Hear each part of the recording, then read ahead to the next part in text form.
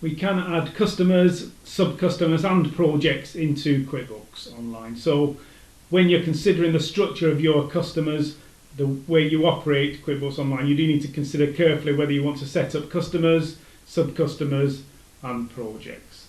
Here we're going to look at creation of a sub-customer. So if I go to my sales here down the left hand side, I can get into my customer center through the customer tab there, and this will provide a list of all the customers that I've got in my particular file. And you'll see that there may well be in here customers that we can see are just out of line here with the main heading. So the main heading here is your customer, but you've also got a couple of sub-customers set up here within QuickBooks.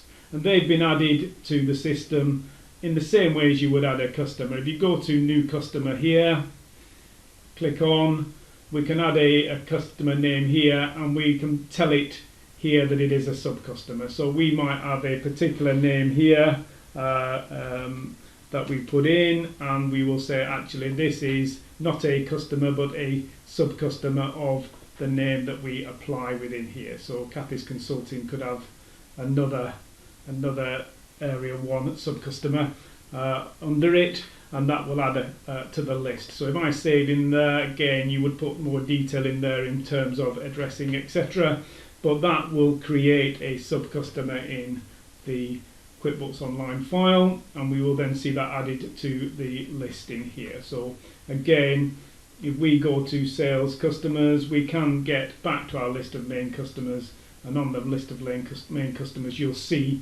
added in the particular area 1 that we've got there. So instead of the 2 initial sub-customers under this particular customer, we've now got an additional name here. We can invoice under that name and receive payment under that particular name in QuickBooks Online. So that's adding a sub-customer to your QuickBooks file.